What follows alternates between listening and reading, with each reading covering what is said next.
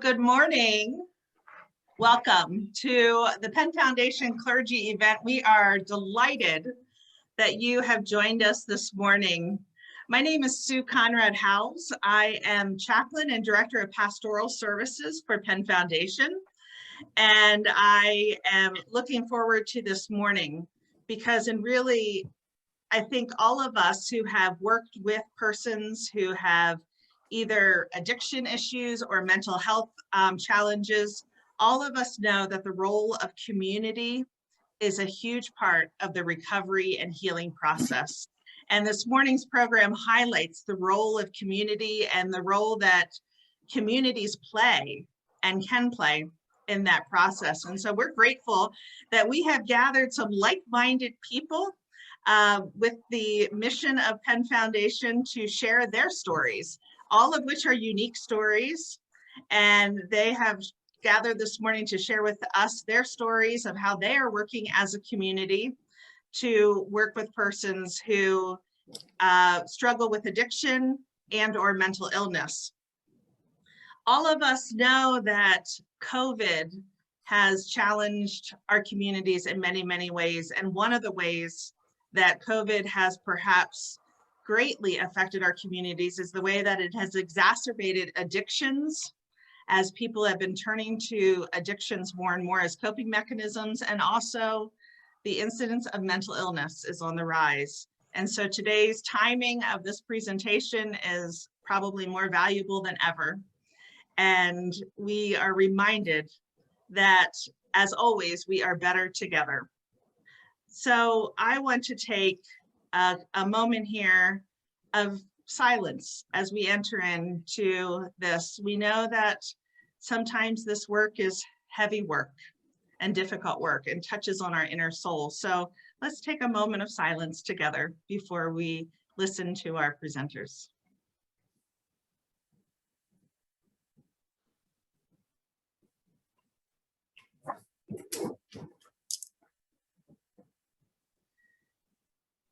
Amen. We have three different presenting teams today to share their stories. All of these presenters will be followed then after each, not after each one, but after all of them have presented, we will have a time of Q&A.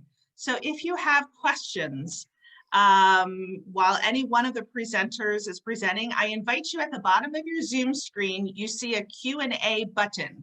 That's different from the chat button. The Q&A button is down there and you can type in your questions. That way, in case you get a question during one of the presenters, please type that in and we will ask that question at the end. An opportunity for that at the end will exist, and we invite you to let us know what those questions are. But first, let me introduce our presenters. We are delighted to have Terry Durstein with us. Terry is affiliated with Franconia Mennonite Church and has a phenomenal story, and I'm going to let him share most of the stories as I will with all of the others. But after Terry, then we're going to be hearing from New Hanover Lutheran Church in Gilbertsville, where Ryan Schweiger, who is actually, I will admit, one of our Penn Foundation employees, and many things that we experience at Penn Foundation happen better because of Ryan. And also with Ryan is Pastor Scott Staub, who is an integral part of the programming that Ryan and Pastor Scott are going to tell us about. And then thirdly, Angela Moyer Walter from Ripple Church of Allentown, a unique program there that they have in working with persons in their community. I'm going to let the three of them tell about their programs, and I'm going to turn it off to Terry, pass it off to Terry now. And Terry, tell us more about what you have done. Good morning, everyone. Before I start, I want to say thank you to the Penn Foundation team for being a huge asset to my wife and I as we traveled our road of life. I also want to thank Penn Foundation team for allowing me to share my story. By sharing my story, I hope you get a glimpse of how you can assist others who have a vision and a call. Now, my story, we started life as a normal middle-class Christian family.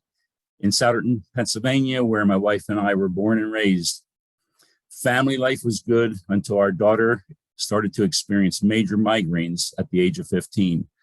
Doctors started to prescribe pills, and as time went on, they gave her Imitrex shots, which she administered herself.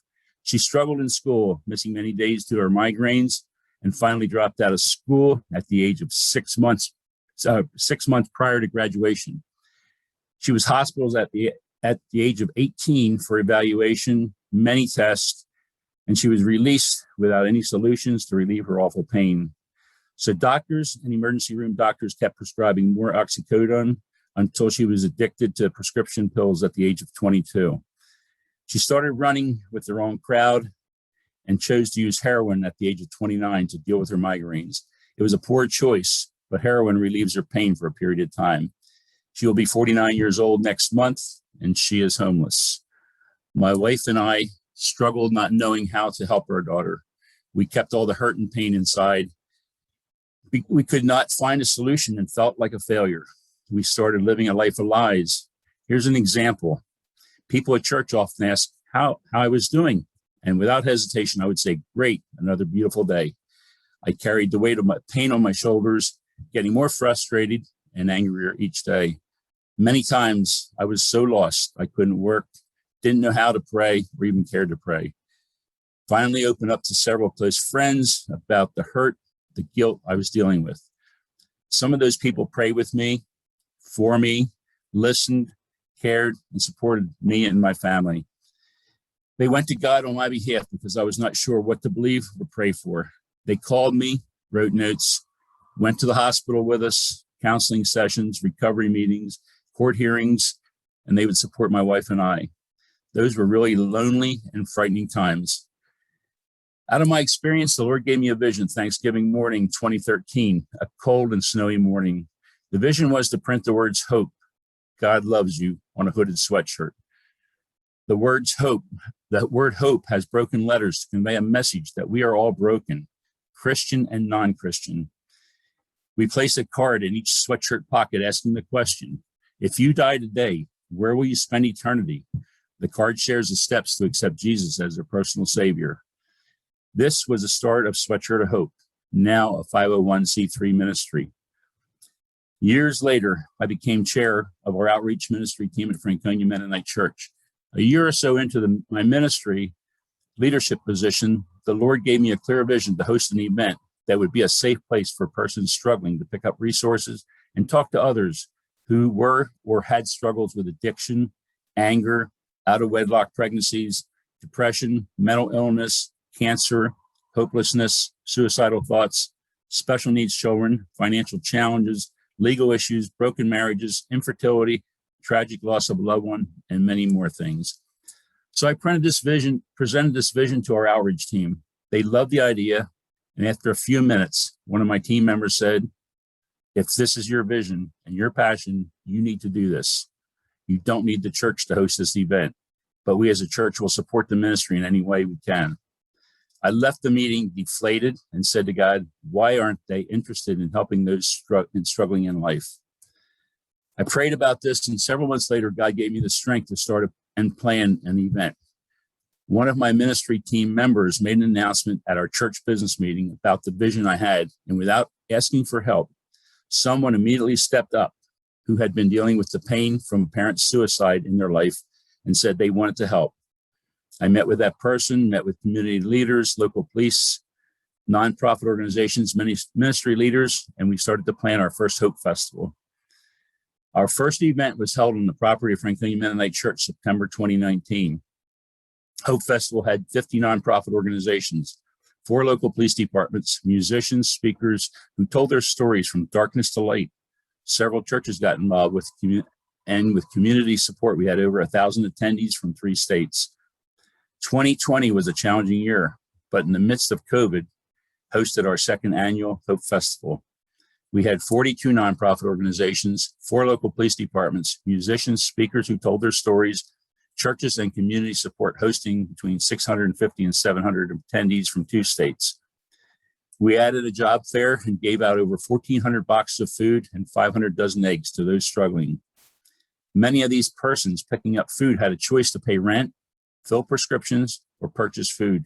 We eliminated the one thing everyone needed, and that was food. This year, Sweatshirt Hope, the Sweatshirt Hope board and team felt the call to host Hope 21, going from a 4-hour event to a 4-day event with 8 different events, all free, community movement with the promise of hope. Hope 21 is a 4-day event, September 16, 17, 18, and 19. The event will be held in the cornfield in a 1,000-seat tent next to the Franconia Heritage Restaurant in Franconia, PA. Our 4 local police departments are on board, 8 churches so far, 56 nonprofit organizations, and businesses registered for the job fair. We will be giving boxes of food again this year to those struggling. All of this is made possible because of individuals and business support. You can check out our sweatshirtofhope.org page or Facebook page as well, Sweatshirt of Hope. In Romans 5, it says, therefore, since we have been justified through faith, we have peace with God through our Lord Jesus Christ, through whom we have gained access by faith into this grace in which we now stand, and we boast in the hope of the glory of God. Not only so, but we are also glory in our suffering, because we know that suffering produces perseverance, character, and character hope. So I know pastors and ministry outreach teams have many things on their agenda, but I want to encourage each of you to listen to persons who have a vision and encourage them to follow the call and passion God gave them with the blessing and offer support from your church. The best thing that happened to me was when the team agreed that I personally need to follow God's call with our outreach ministry team's blessing. Another goal Sweatshirt of Hope is working on is something called Linking Hope for Life. The vision and idea came from Pastor's Breakfast in January 2020, where Telford Police Chief Randy Floyd shared a story that touched me. The story goes like this. Randy was called to a tragic event with the loss of a young child. Mom was in shock holding her 12-year-old daughter who had just hung herself and was deceased. Randy asked the question, who can I call? A family member, a friend, a pastor? And Mom says, I have no one. That's devastating. Families move away to relocate for a job. Family relationships are broken. Parents passed away for other reasons. The officer needed to do his job investigating the tragic loss of this child, but needed someone to help. Randy did call his pastor, who came out to sit with this young woman, pray with her, and direct her to persons who were able to assist her in the time of brokenness. Our goal is to link hope for life by bringing our first responders, churches, nonprofit organizations, and businesses together. Let's try working as a team instead of working in our own bubbles. We'll leave you with our ministry verse, which got me through many, many tough times. Those who have hope in the Lord will renew their strength. They will soar on wings like eagles. They will run and not grow weary. They will walk and not be faint. It's Isaiah 40:31. Thank you for your time. Thank you, Terry.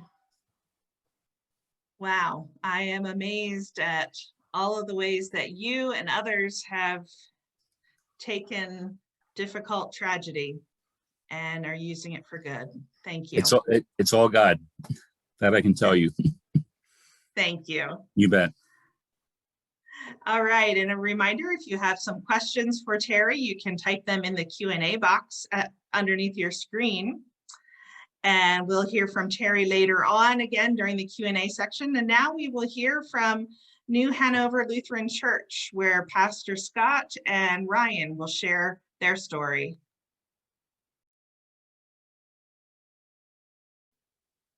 Okay, so can everyone hear me? I'm guessing, see me, see the screen. So my name is Ryan Schwager. I am a person in long-term recovery, and I work for the Penn Foundation doing community outreach. This is Pastor Scott from New Hanover Lutheran Church, and he'll introduce himself in a couple minutes here again, but So today, I do work for the Penn Foundation, but I'm here to talk about something really interesting and cool and dear to my heart and dear to the topic of what we're talking about today with recovery supports in the community and serving the recovery community through ministry. So New Hanover Lutheran Church, we have a peer support recovery ministry. I need to share this that, part of why and the how it's all started was, I've worked in this field, in the recovery field of work for the past 10 years. And during my experience, we're doing a lot of things right in the work that we do, but I've seen a lot of different walls that get put up now and again for individuals seeking support for recovery. And the restriction might be, insurance, or it might be age, or it might be diagnoses. And, and we always try to find ways to work around these types of things, right? We always try to help people the best that we can. And, I had this vision of, well, what kind of system or what type of community, doesn't have those restrictions that can provide this type of support that I know is evidence-based and works through peer support services or certified peer specialists, certified recovery specialists, people who are in recovery that have training, education, and certification through the Pennsylvania Certification Board to be able to provide lived experience support to others in their recovery journey. So how can we provide that where it's just an open door policy? Come and go as you please. Doesn't matter what your diagnosis is, doesn't matter where you live or what your income is, but how can we support you? And the only community that I thought could produce that is the church community.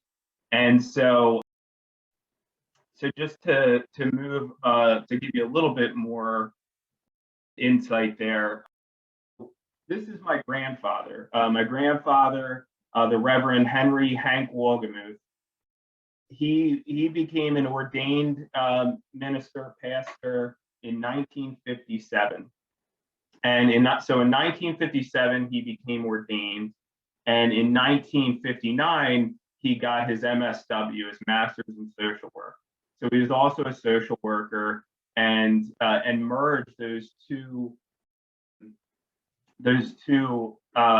worlds before 1960, right? He merged his ministry, being a pastor, and the social work.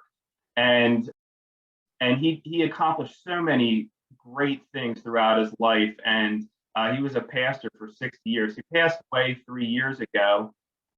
And when he passed away, I inherited many of his things and accomplishments and his desk. And I always talk about this desk, that the drawers that just never stop coming out, this big pastor's desk. And around that time is when, I was having these thoughts about, what kind of system can support people at the most essential level of just how can I help you, right? And so my grandfather, his legacy really inspired me, and I was carrying around some of his things with me, and I was talking to different people about my grandfather and his history and programs that he started that, like today, he started programs in the community of Georgia, in Atlanta, Georgia, that now started just as a grassroots organization that served the whole entire state, providing different behavioral health supports throughout that state. And today, like, his name is still on their history, saying that he was the founding executive director. So like, he really inspired me and kind of lit that fire in me after he passed away to continue to be innovative and start a program in the community. So anyway, so I had this vision to provide mutual connection and education through recovery in a faith-based community, right? And took that mission and vision to the church that I grew up in, that I was confirmed in, that I really didn't have much connection to. I wasn't a member of, but reached out to some people that I did know in the church. They said, "Well, you got to meet this new pastor. You got to meet this pastor that we have here. He's really creative. He has a lot of energy, and I think what you're talking about would really jive well with what his mission is, right?" So I reached out. I got connected to Pastor Scott here at New Hanover Lutheran Church, and I remember setting up a meeting with him, telling him about this vision that I had to embed certified peer and recovery specialists into a faith-based community to provide mental health and substance use disorder recovery education and services, individual group support, connecting people in the community and walking with them along their own recovery journey. And I painted this picture for him and shared with him about my grandfather and the history of my grandfather and the history of the work that I've been doing over the past 10 years, being a person in long-term recovery. And Pastor Scott took that and shared some lived experience with me. And we started to really have a serious conversation about what this ministry could look like in our community. So that was February of 2019, the vision was started and it was put down on paper. So that was the aha moment, where it was like, okay, let me write all this down, everything that's going on in my head, these ideas. And then in March of 2019 is when I first met Pastor Scott and we started having this conversation. So I'm going to turn the story over to Pastor Scott now, and he can kind of keep the ball rolling here. So good morning. So name is Scott Staub, and where we met with Ryan is that when he also said about bringing meetings. So I wanted to find out a little bit about this guy before he came in to meet me, what his story was. And Ryan grew up in the church as a young adult, and through his life experiences wanted to reconnect with the church. And however, some of the experiences weren't always positive, and about Ryan, and they said he's a handful. And so I'm like, I don't know what I'm going to do when this guy comes in. But like Sue had pointed out before, his energy is contagious, and his vision and his just created this. So when he sat down and spoke to me, he went through a more longer explanation than what we had just previously. But I started seeing through it somebody that had passion, and what he shared with me. And then so when I finally was able to share with him, I think that God just put us two people in the right spot. I myself have experienced, two of my children have died from mental health and substance use disorder. They were in recovery, but they weren't able to do it effectively. And then I have a third child that is a full-grown adult and lives with us right now. That's also came to a near-death experience last year, and also working in recovery through his own path and journey. But what I saw with Ryan is that passion again, and that need, and having two children who have died and one that is off and on in recovery, it gave a great sense that this is a great need in the world. And if we were able to open that door to the public, and what Ryan had mentioned to me is that this is one way. We always look at pastors and churches and people like, how can we get people in the door? Well, the vision always is in through the front door, into the sanctuary. And that's how church is measured. But it's not measured like that in the world, nor was it in the scriptures of the Bible, where that was more of love and compassion and healing and need and visiting people in prison. So Ryan gave us a vision that it's not always the front door to the sanctuary where people enter. Sometimes it's a different door. And through peer support, we've been able to treat people with spiritual needs, health needs, and healing in more ways than possibly a worship service ever could fathom about reaching out and touching people. but just showing them that their people care. So I grasped onto that, and I thought, well, there is hope in this world if we can provide this ministry, as Ryan had explained, that it's free to the public, it's in a community. And he did something that I was astounded at. And I'm a second career pastor, so I was a director for a corporation before. And he said there's a great need because there is a niche area within Gilbertsville, Pennsylvania, that for peer support recovery, where people don't have to go through a large amount of accreditation or insurance forms and so forth. And there is nothing like that in our area. And so that appealed to me from a business standpoint as well, is that this model can work. Yeah, so from there, how we got that model to work was through getting donations and grants from different stakeholders in the community. The New Hanover Church faith community, Pastor Scott started talking about this vision and this mission and this partnership for this ministry, right? Because when I first came into it with this vision, I was telling Pastor Scott that we need to start this program, right? This is this program that I want to start. And Pastor Scott helped me rethink about the language and say, Ryan, what you're doing here, this is God's work. This is a ministry. This is what I see this as, is a ministry. It's not a program, right?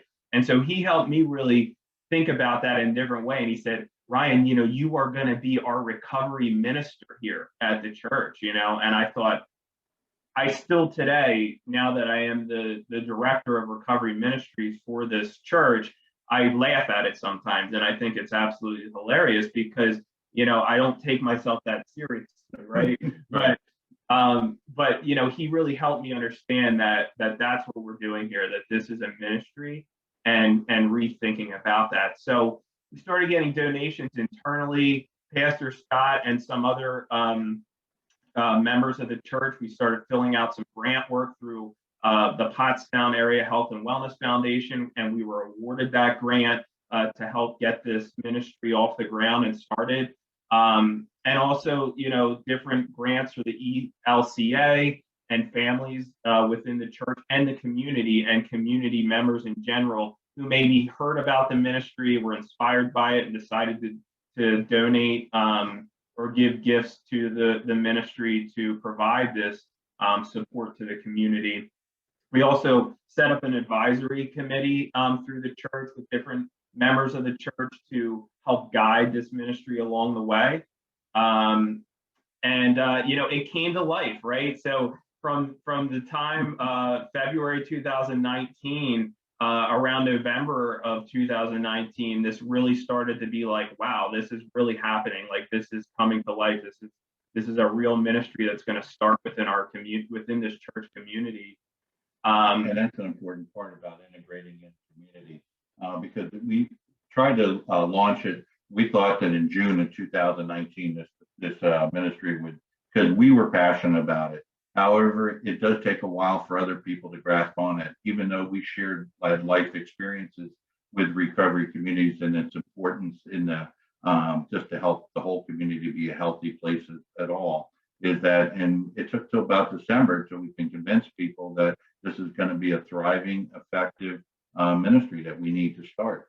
One of the ways also is to make sure that it also has its own identity and also a confidential identity, so that people can feel welcome coming into there. And it wouldn't be like that every other volunteer network within the church and every other committee would be pulling upon them like, geez, you're a new person, let's get you involved in the food. So, but just recognizing them that this was a different ministry, but it needed to be integrated in. Yeah, and that was one of the really cool things is in January of 2020, the ministry, we were installed as an official part of the church. So that was really a neat experience for me, coming back to this church community that I had left and being installed as a recovery minister for the church in front of the whole congregation. It was a really neat experience. And I think, again, that was just showing the buy-in from the leadership of the church and the church community saying, yes, we are going to support you as a ministry, and us as a ministry saying, yes, we are going to support the church and the community at large around mental health and recovery support. So that was a really neat experience too, that, again, I can't believe that it happened, when I really look back on it. But so then we launched it, right? And we have our own office space and group rooms, and the church came and celebrated and got exposure and met all the recovery ministers that are also, that's a big part of this, is the certified peer specialists and recovery specialists are actually being paid, so we're not only supporting people in the community with their recovery and their recovery goals and educating the community on different recovery topics around mental health or substance use disorder and stigma, but we're employing certified peer and recovery specialists. People in recovery who are certified are now being employed and paid to provide recovery support to the community.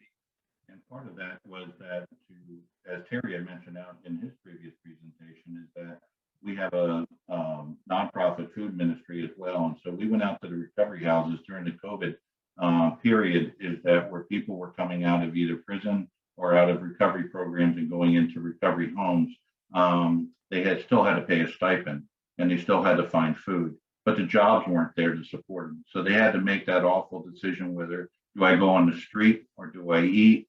And so our food ministry then reached out to 11 different recovery houses, and we were supplying them meals so that they could just focus on one thing, and that was recovery. Yeah, and that was one of the benefits then too, like, of COVID, right? Because that hit, and it was like our ministry started, it was launched in February, and we only had about a month where we were actually providing one-on-one support and face-to-face support with people. And then COVID hit, and we're like, oh my gosh, this ministry just started, right? So we all had to adapt and shift. And again, just to reiterate, Pastor Scott with the food ministry and connecting with different recovery homes in the community and engaging with them around providing meals and food, but also informing them about the recovery ministry really was a great intersect there as well.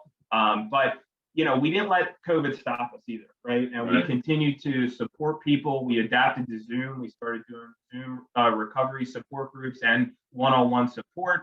And by June of 2020, as a ministry, we decided and planned to create a recovery chalk mural activity in conjunction with another non-for-profit organization and the food ministry and people in recovery to do a really cool event at the church. And we did a chalk mural around recovery on the church walls. We installed this great artwork with people in recovery. It was really neat. And then in June, we also started in-person groups at the outdoor picnic grove that New Hanover Church has. And people started coming through and getting connected to the recovery ministry through there. In July, the recovery ministry met with the local camp through the church, Camp Faulkner, and we did an anti-stigma and prevention education training or engagement with 18 youth and 8 parents and leaders. And during these different recovery months, like September is National Drug and Alcohol Recovery Month, we really started promoting that throughout the church, the social media platforms, the sign out at the road, letting the community know broadly that it is Recovery Month, and to recognize it and celebrate it, and also promote that we have these ministries and these supports there. In December of 2020, we decided to launch a recovery ministry commercial video just to promote the ministry a little bit more to the community. We also made holiday and encouragement cards from the ministry to 29 people who were inpatient in the behavioral health crisis floor of the Pottstown Hospital. And that was so important that people were coming discharged from that wing of the hospital during the holiday period and were literally put on the street. And we also supplied them gift cards and so forth, so that, and let them know that somebody loved them enough to think about them when they took that next step. Yep, and we provided them with information on the ministry, the contact information, the groups, when they meet, just to let people know that there is this great resource in their community that's free of charge to anybody. We also had a bowling outing and activity in March. This was during COVID. We were still providing some engagement and opportunities for people to connect and feel connected and find meaning and purpose in the community. And then another next step, and I think that we're at the point now where we feel kind of proud and also passionate, thank be to God, that people through their gracious donations gave us money enough that we provided 2 scholarships for people also to then get trained in certified recovery specialists. And I think that's a really capstone to this past year overall, is that we continue growing it and helping other people from community and spreading. Yeah, that in itself, I think is really cool. We decided to use this money to pay for 2 people to get trained, and we put out a scholarship to the community. And it doesn't matter, it doesn't matter if you're involved in the ministry, if you're involved with the New Hanover Lutheran Church. This isn't about religion. This is about recovery and support. And people applied, and the advisory committee, we selected 2 people who are going to enter into the certified recovery specialist training starting July 10th of this summer. And can we listen to that one person now? Yeah, and so we've done a lot of different things. Please, we're going to share our website. We'd love for anybody who's interested to go to the website. We have videos up there and more information on some of the cool things that we've done. This is ways that we've promoted the recovery ministry throughout the community, internally and externally, for different events that we've had around mental health awareness or Recovery Month, or the groups and the opportunities that we have. So we really promote it well, and we try to get the word out there and make it as welcoming as possible. This is like I said, the website. If you go to newhanoverlutheran.org, there's a landing page there for the Peer Support Recovery Ministry. If you go to Get Involved, that's where you'll see that. And here, there's a whole bunch of stuff about the recovery ministry and videos of the different cool, innovative ways that we've provided care and support and education and exposure to recovery support in the community. But we're going to share this testimonial with you all, and that we're going to end it there. And but we're going to share this testimony. This is one testimonial from one of the participants that got connected to our recovery ministry. Hi, my name is Debbie. I've lived in the neighborhood of New Hanover Lutheran Church for over 15 years. I've passed by the church and the picnic grove thousands of times, seeing all kinds of activities, camping tents, barbecues, yard sales, etc., but I never stopped in. Lately, though, in the midst of this pandemic, I've been trying to deal with feelings of such uncertainty in our world, struggling with fear, anxiety, depression, addiction, feeling so withdrawn and alone, as I'm sure most of us are. I've been praying so hard for guidance, peace, and some sense of normalcy. One Monday evening, I drove past the picnic grove and saw a small group of people sitting at tables. Feeling so compelled to turn in, I followed my heart. As I walked towards them, I asked if there were a 12-step program. That's when I met Ryan, and he explained that they were a peer support recovery group provided through the church, and that they met regularly to share with each other anything that might be on their minds, and sometimes play games or do crafts while doing so. He then asked me to join the fun and paint a rock. Feeling a little awkward and caught off guard, I sat down. As Ryan handed me a rock of my own, he shared that he had a feeling that he needed to bring an extra rock to the group that day, but he didn't know why. I don't believe in coincidences, so I knew that rock was for me. At that moment, all the awkward feelings disappeared. As we all spoke, I mentioned that I'm training my miniature horse to become a therapy horse. And yep, you guessed it. She accompanied me to the next few meetings and brought with her all the comfort and unconditional love that only animals can bring. And by the way, her name is Hope. Again, no coincidence. During my engagement with the peer support group, I was given information and resources about additional groups, such as a 12-step fellowship meeting that also meets weekly, and I now look so forward to attending those meetings as well. In doing so, I have met some really wonderful people and have been reconnected to a recovery community that I was so desperately in need of. I've also had the opportunity to volunteer at the church, and I realize that depression can't live where I am helping others. My life seemed to literally change overnight in such a wonderful way. In such a short time, I have met the kindest people, strangers that have more in common than we realize. people from all walks of life that desire the same things: love, compassion, and hope. And with that, I would like to thank you, Ryan, and the rest of my peers in the Peer Support Recovery Ministry for being so kind to me. You invited in a stranger. I left you all a friend. So if anyone would have come to me in the darkest moments of my life and told me if I were to follow my heart and turn into the New Hanover Lutheran Church picnic grove, that I would happen upon a wonderful peer fellowship group of masked strangers painting rocks in a park during a global pandemic, and that in doing so my life would be forever changed, I would have said they were crazy. But then again, it's 2020, and as long as I believe in the power of the Holy Spirit and have a little bit of hope, anything is possible.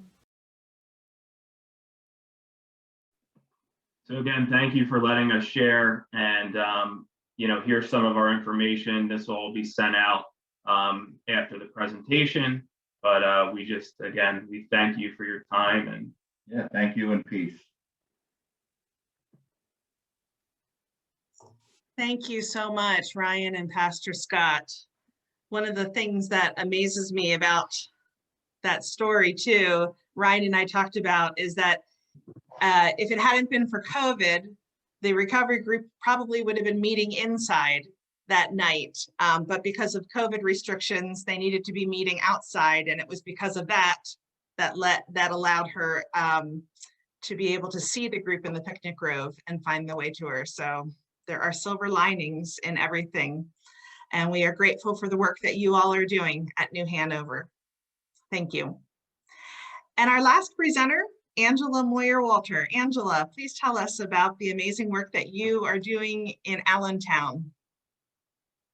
Sure, thank you for having me. I'm going to share my screen here and hope that technology continues to work for all of us. Okay, great, I believe that's working. So in Allentown, Ripple is a Christ-centered, community-focused church seeking to have a ripple effect in our neighborhood and beyond by loving ourselves, our neighbors, and one another as we live towards the peace and justice in Allentown. And we often talk about our faith as Jesus being the center of our faith, community being the center of our work, and reconciliation being the center, community center of our life. Reconciliation is the center of our work, which was articulated by Palmer Becker. But before any of this was articulated, it might look nice and neat on a slide here even with a graphic, but certainly didn't start out nice and neat with any logistical formalized plans. The to-be church founders had a call to move to downtown Allentown from the suburbs and wanted to look for people of peace in downtown who were interested in following Jesus. Tom and Carolyn Albright were not interested in planting a church per se, but they were interested in building community of people who wanted to follow Jesus.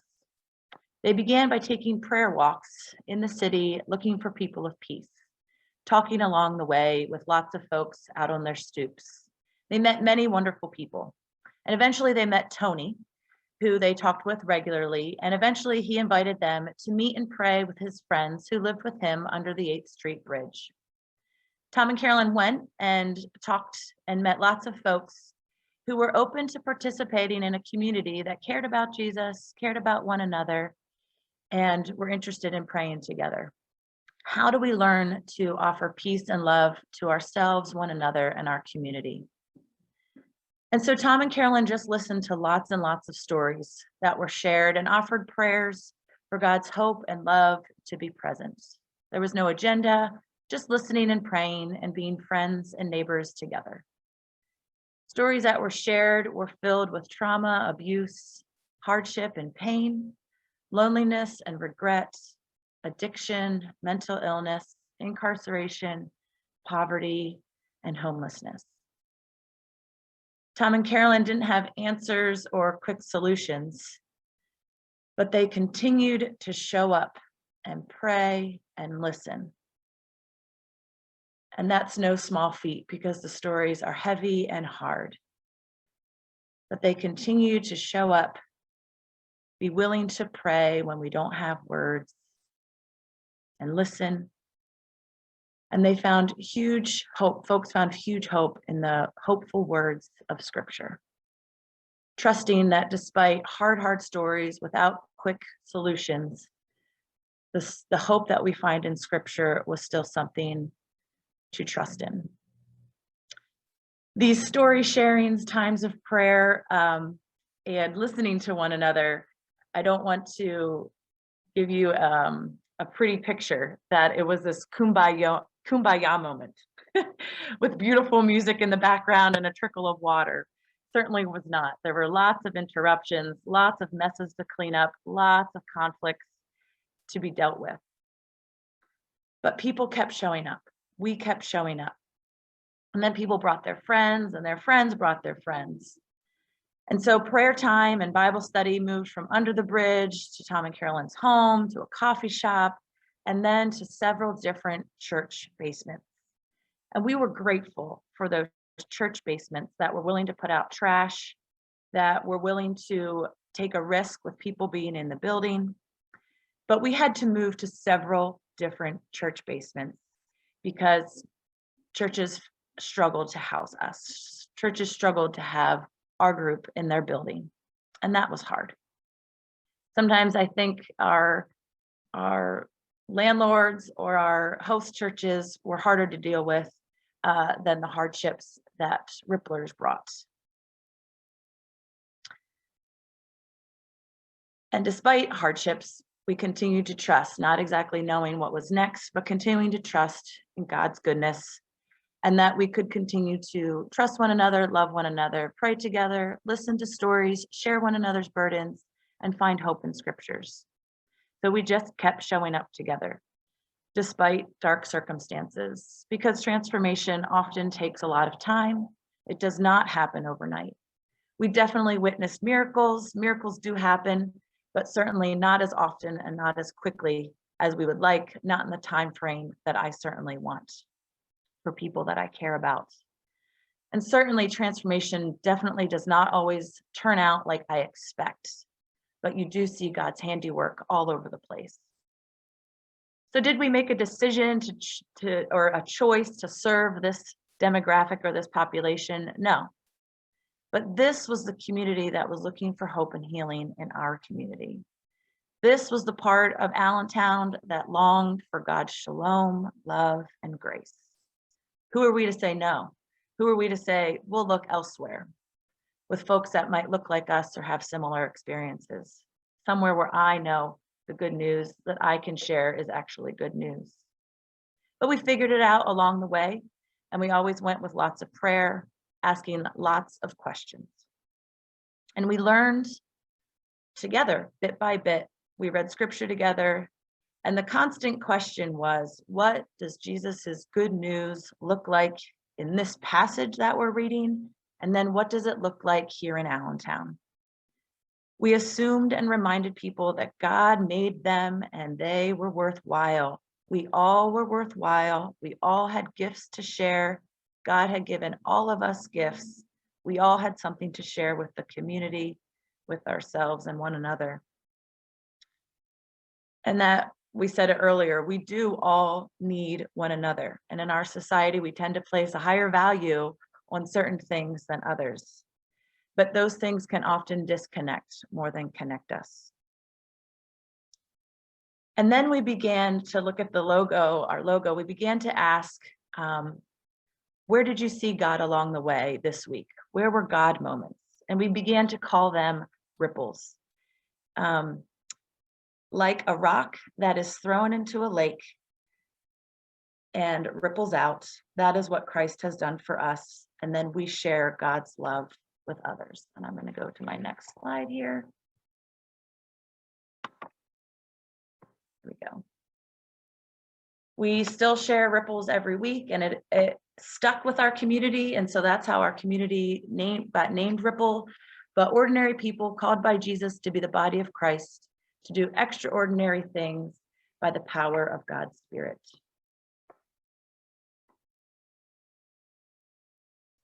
So no matter the hardships that we go through, God is with us, and the community at Ripple is with each other, all of us.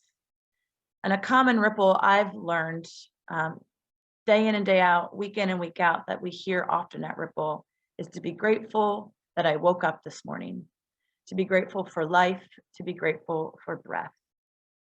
And that thought is deep wisdom for everyone.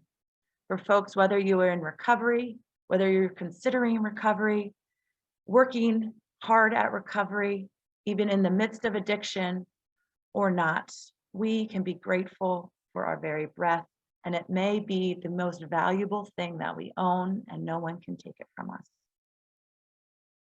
Mutuality and support are important components in our congregation. We rejoice together, we weep together, and we just live life together. What affects some of us affects all of us. And we all have something to share and something to learn. People are children of God, first and foremost. Everyone is a child of God, and that I can always say, no matter the circumstance, and God is with us through the thick and thin. We always need to keep that on the forefront, rather than making judgments, rather than looking at the things that separate us. We can all recognize that we are all God's children, loved by God.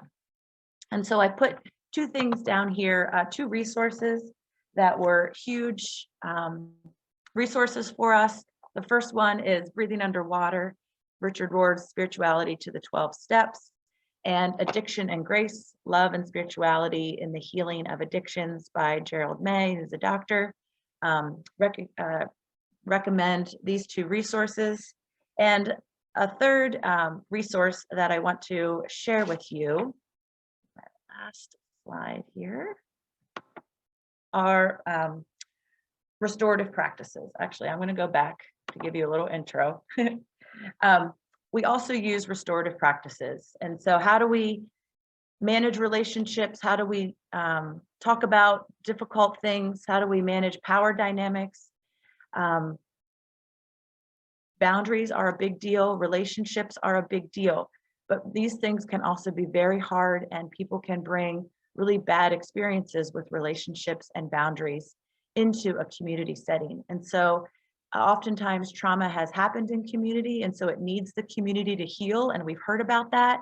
But community can also be really difficult for people because their experiences have been harmful and have been hurtful. And so the restorative practices model has been a gift to us because sometimes the divisions among us are much more apparent than the things that unite us, or recognizing that we are all children of God. And so we really work at using the language of being a community that works with people, that lives with people, rather than doing to people or doing for people. And so what does that mean to walk alongside and do with one another?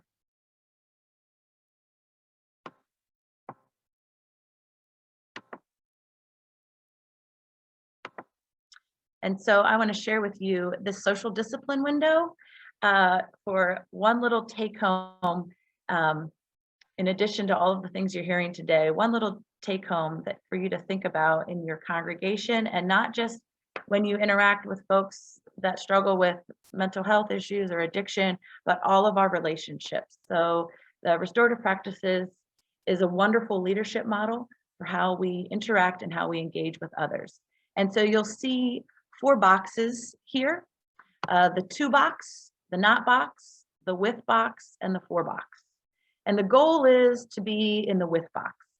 And what that means is, if you look at your X and Y axes here, you have low expectations on this axis, high expectations up here, low expectations on this axis, high expectations here. So if you're in the for box, you have high levels of support, but low levels of expectation. If you're in the to box, you have high expectations, but not high level, but you have low levels of support. Then you can have low expectation, low levels of support. That's the not box, right? That's sometimes when we're overwhelmed, we come home from work, our days of ministry, and we put our family, we're in the not box, right? When we come home with our family, because we just have no more energy.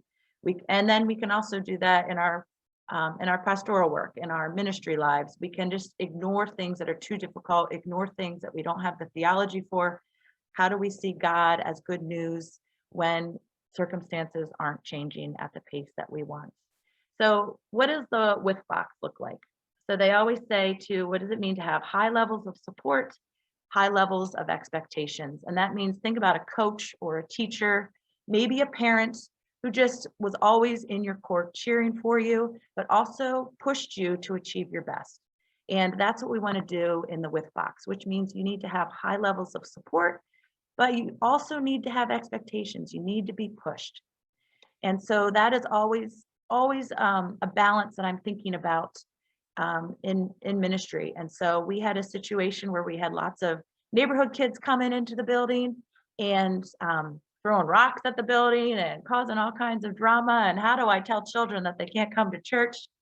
And I remember thinking, okay, I'm having high expectations for them. I need them to participate in this community in healthy ways. I want them to learn. I want them to know about Jesus's love.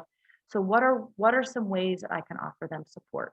And so that looked like going out into their homes, right? Getting some ice cream from the ice cream truck, going out and playing on the playground and developing that trust and respect. And that was with the kids from the community. And so what does that look like when we have adult relationships? High levels of expectations for folks as they want to make positive changes in their life, changes that are directed by them, their goals, as well as then providing the levels of support. We can get to know people, meet lots of needs with dry socks and food and relationships, all of those things. But we also want to help people achieve the goals that they're looking for in their life. And so hopefully you've had lots of restorative relationships with people around you. But then you can also evaluate the 2 box. And we always say this is kind of like the nasty librarian, right? Who has high expectations for you, but doesn't want to give you a lot of support. Just be quiet, but she's not going to help the group achieve, if they have to make a group presentation for school and you have to be loud together. She doesn't care about that. She just wants you to be quiet, right? She's not going to necessarily find the quiet room that you can work on your group project together. She just cares about you being quiet. And as we were doing this at Ripple, someone said, oh, that was like my dad. He was abusive. Right? He always had these high expectations for me. He always wanted me to be perfect, but he wasn't really ever willing to give me any level of support or nurture. So an example of the 2 box. The 4 box, right? They always say kind of the enabling grandmother, right? Lots of support. Here's $5, honey. Here's $5, honey. Here's $5, honey. But not having the expectations for actually making changes in your life.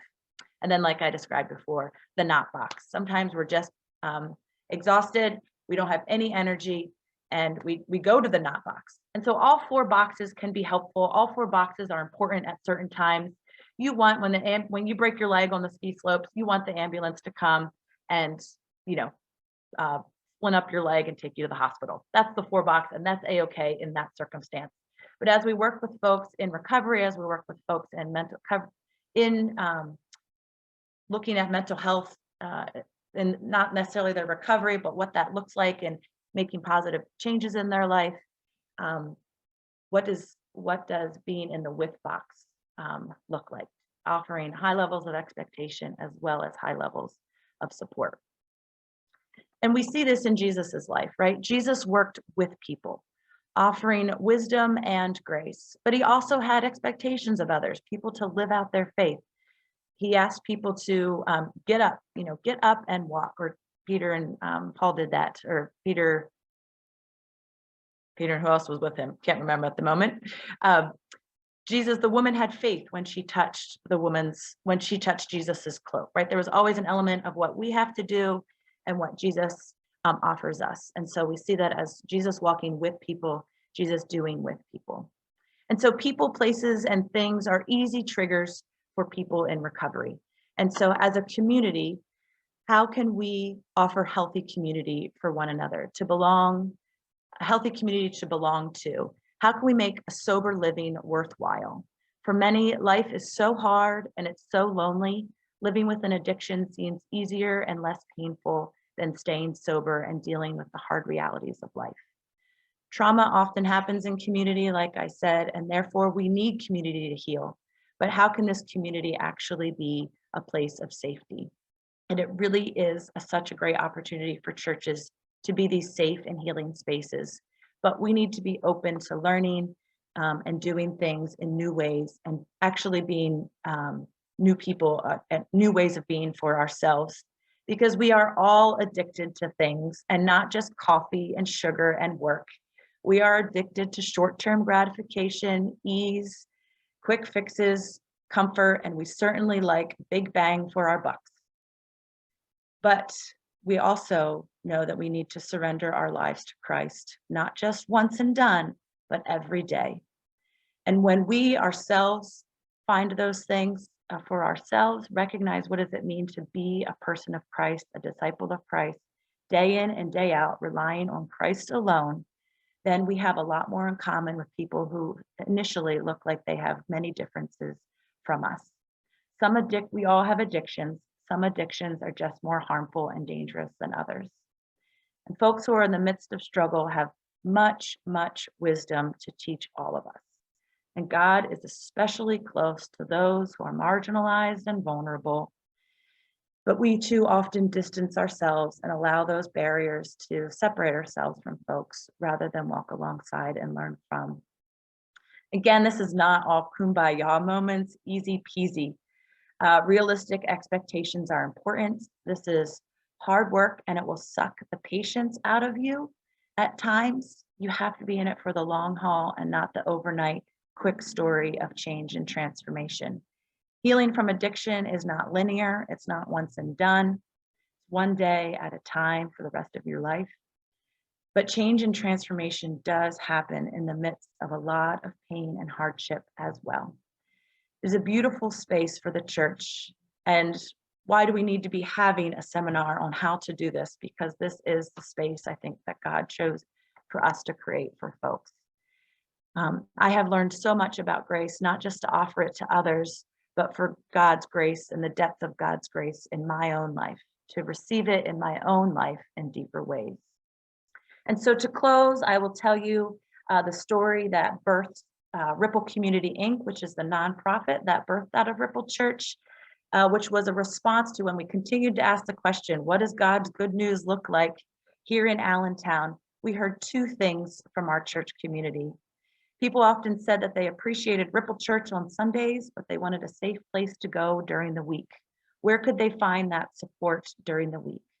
So we began meeting in not a church basement, but a basement on a church property, one afternoon a week, and then 2 afternoons a week. And we put puzzles together and played Trivial Pursuit together and just tried to be a safe place that people could come and feel like they were children of God, go to the bathroom, have a freeze pop, whatever it might be. Now that meeting together one afternoon a week has blossomed into our community building center, which again is not just a community center, but it's a community building center. We're looking to build healthy community, ways that we can interact, and we are open Tuesday through Saturday, and then Ripple Church is open on Sundays. And so it is a place 6 out of 7 days where people can go just for 4 hours, but a safe place for people to go. It has grown into becoming a hub of services because we need to collaborate with others in the community. It has several staff, and it is also just a place to meet our neighbors and be a safe place to be healthy together. People often come in for the first time and say, what is this place? And do I need my ID? And you just know that if you lead with, do I need an ID? People have had a different life experience than I have, because they have been isolated, they have been categorized by things they qualify for, rather than just being a part of healthy community. So we say, no, you're welcome to just come in, sit down, have a cup of coffee, charge your phone, and chat with the people around you. And people take ownership. People are looking forward to being a part of a community that's safe and healthy. People vacuum, they weed. They often come up to me on Sundays at churches. I was weeding at the church over the week. You know, they take ownership of this space and they call it theirs.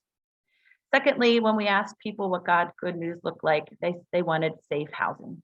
So here, like many parts across the United States, housing is expensive and it's poor conditions. There's interior doors on exterior door frames. There's apartments without keys or locks. There's apartments with lots of mold and lead and absentee landlords, and people are paying a lot of money for these apartments.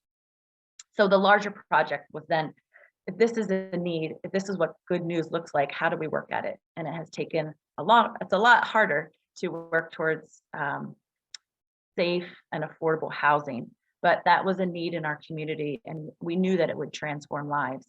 And so we work at deeply affordable apartments, apartments that people can afford, permanent apartments, because transitional housing, a transitional program works, but there's always an end, and that's always a time when people will relapse.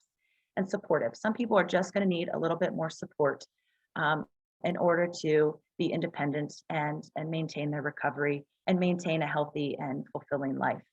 And so, and then we also work at incorporating them into the community so that we can be community together. And it means not always just doing the easy things or the quick fixes. That's what I want to do. But if we really want to be God's shalom in Allentown, we have to work out some of these harder things in our community. And so to close, mental health, issues with mental health, issues with addiction, create isolation and loneliness. And that makes recovery even harder because so many bridges and relationships have been burned. It is a huge opportunity for the church to be a place of healing and love. But we have to be willing to listen. We have to be willing to learn. We have to be willing to bear one another's burdens. But it is then those spaces that we can be Christ-centered, community-focused, and share God's ripples along the way. Thank you. Thank you, Pastor Angela, not only for your input, but for all that you are doing for the Allentown community. Thank you. This is a time of question and answers. I know I have been inspired and have thoughts and questions that I would love to engage with all of our presenters, but we'd love to hear what you think.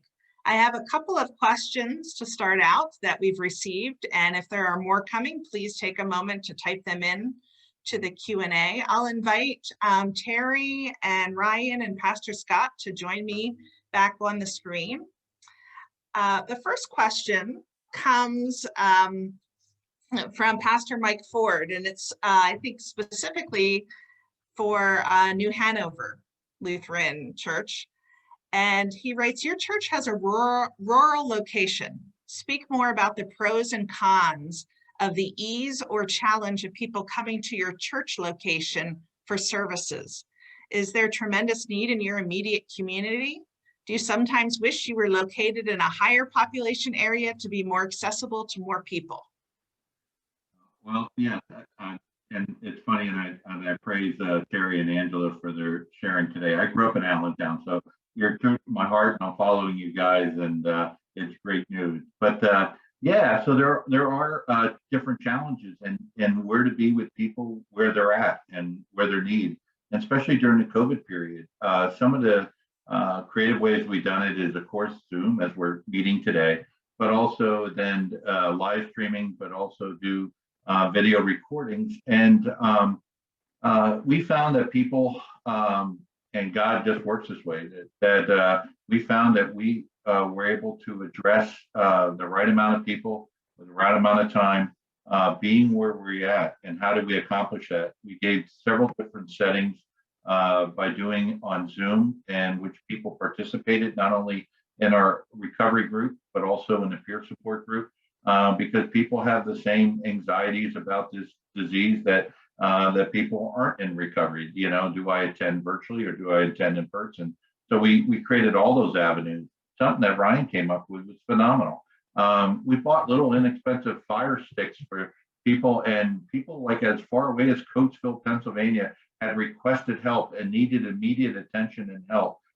So we shipped them a fire stick, which is a small little virtual device, and they were able to meet with us in person. They were able to download the videos, but again, giving them the help that they needed, either support wherever it was at. But yeah, we found out that our congregation has tripled in size on a Sunday worship, just simply due to the online streaming. I wasn't a huge proponent for online and social media, and but I learned very quickly last February and March. And so I think it's being where the people where you can be at and provide that services. And you guys definitely did it with the ministry out in the parking lot and just being visible out there. And it's amazing the amount of people that are hungry in this world for support, as I heard from the other two presenters, and God just seems to make it happen. And I just want to add to that too, so Mike, I think with that question, like of course, right? Like yeah, it would be great to serve more people, right? Like that's always right. What we want to do is serve as many people that we can and support as many people as we can. And you know, I think this model, you know, that we have at New Hanover with certified peer and recovery specialists could definitely impact a more you know, populated community, you know, for sure. You know, I mean, it would definitely have a really great impact. You know, peer support, recovery support is an evidence-based model too, you know, that we're intersecting with a faith community here through a ministry, right? I feel though that we're right where we're supposed to be, right? Like again, I'm from the community of Gilbertsville. And there is a need for these services and these supports and in that community specifically, right? Because there's not much there. So as much as, I mean, it would be great to see these types of ministries or support services being in other more populated communities or more accessible communities. But you know, we're doing the best we can with what we have, and hopefully it'll continue to grow, and we'll be able to continue to serve more people in our community and the surrounding community. And hopefully, you know, this whole thing is just the exposure. Maybe more people will be inspired to replicate, you know, something that we're doing in a different community setting. Thank you for the question. Thank you. I have another question here from Rob Campbell, and this question is directed towards you, Pastor Angela, although perhaps others may have insight as well. He writes, our church has a small group ministry as a way to connect to people in smaller settings. Is there one or two pieces of advice that come to mind that can help a smaller group become a safer place for people to process their lives when they are in a group with people of varying stages of their spiritual growth? In other words, how can I help our groups to be more with, using your helpful diagram, as opposed to the for model? Great question as well. Angela. Yep, great questions. And I'm not going to give you an answer other than it's not going to happen in one Bible study. Keep showing up. And I would even say, take the social discipline window to folks and say, where do we see Jesus walking alongside, doing with? You know, start with the Gospels. And I think we have to be willing to be vulnerable ourselves and recognize that we need each other. And, you know, I wish there was a nice, neat, and tidy answer, but I think we listen to stories, and can we hold those stories? Can we not be afraid of stories? And can we, you know, listen to what the Spirit is doing among us, knowing that God is a God of abundance, not a God of scarcity. But I think sometimes the 2-box helps us get to know folks. But again, you know, what's next? What does wholeness and healing look like? And they're not quick. It's not quick fixes. And so I would say just keep meeting and thinking about, what does it mean to do with? How can we be with rather than to or for? And it doesn't happen overnight. But I think you will hear needs, true needs, as relationships deepen and as vulnerability is shared. I think you nailed it, Angela. You put up Richard Rohr about the deep waters and spirituality. Richard Rohr, anyway, is there you go. Devotions are phenomenal every day, but one of the things he is a proponent of is oneness, and it's an extreme removal from ourselves unto others. And the vulnerability aspect that Angela talked about is just to recognize that everybody is a creation of God. Everything is a creation of God. And if you break it down to that, and you see each and every one of us on the Zoom screen, or that we meet, or on the street, instead of walking on the other side of the street when you see somebody who's homeless or something, but just to realize that everybody is a creation of God. And when you get in those small groups, it's to give them that honor and stare in their face and to start breaking down your own stigma that you own have in your heart and how we judge one another, and just recognize that everybody's a creation of God. And if you get to that point, I think that's where that true with really starts. I think for me, many people that are really struggling feel they're struggling alone. And for me, when I start sharing my vulnerabilities and some of the struggles that I've been through, they will open up. They'll start sharing some of their struggles. But I just think, I recall a conversation I had at a addiction recovery meeting where non-Christian, they just felt they were broken and the Christians were not broken.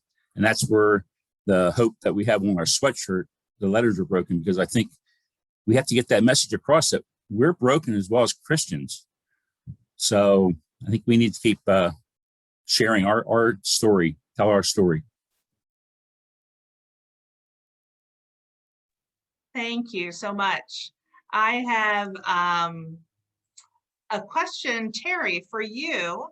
That could you tell us what the website is for the Hope Project that you've been talking about, the Hope for Life?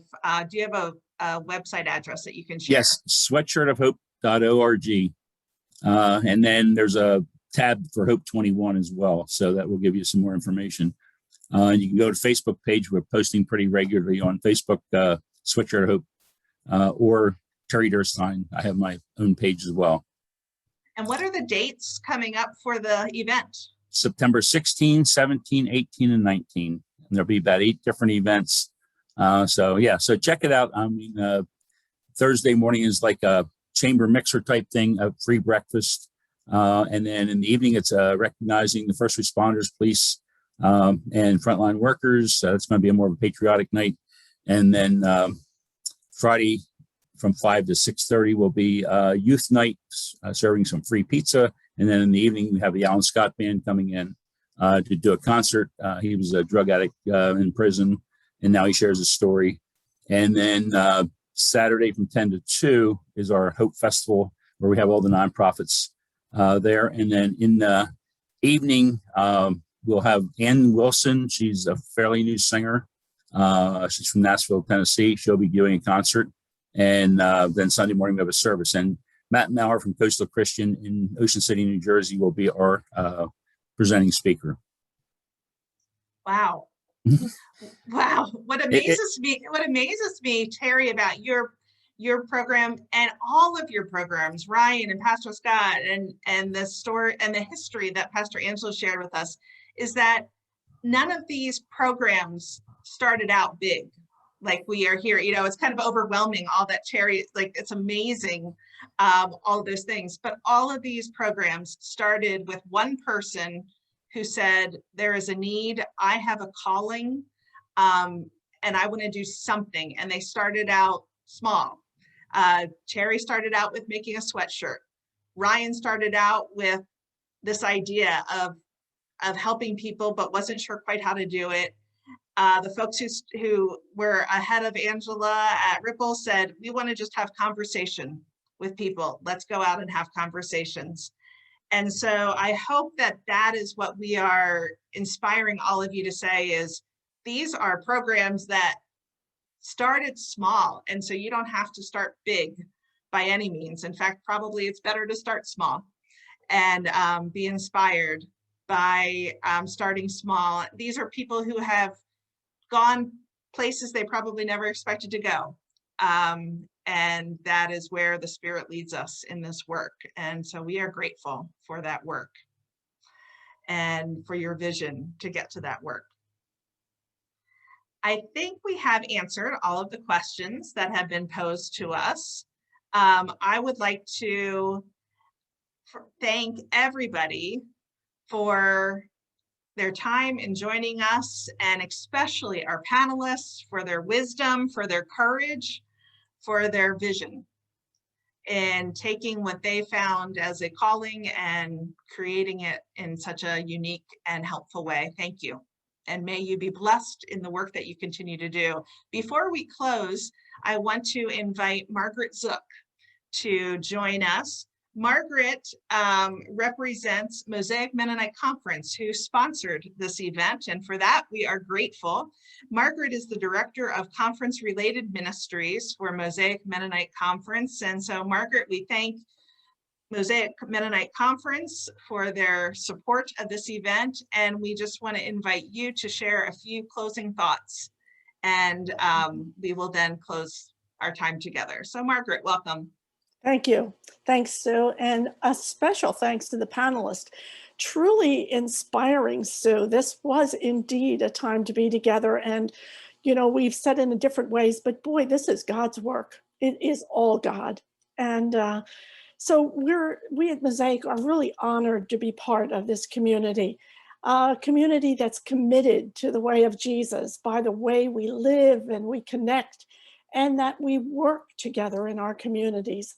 It is indeed a beautiful space to be together. And I'd like to say a special thanks to Penn Foundation, who brings these events together, who gives us an opportunity to hear and to experience the type of things that are happening, and Penn Foundation, who does the hope and the healing in the community in their work every day. Thanks to Penn Foundation for this, and we are indeed better together. Mosaic Mennonite Conference and the conference-related ministries are organizations that connect their faith heritage to the work of Jesus in their communities. We are indeed all children of God, and we have a God of abundance in talent and resources, as we have heard today. I'd like to leave you with this blessing that is the blessing from our conference-related committee. May the gift of community arise from within you, radiate around you, and extend itself through you to the ends of the earth. May the blessings of God be with you today and every day in your work. God go with you, and thank you for being together today. Thank you all. Go in peace.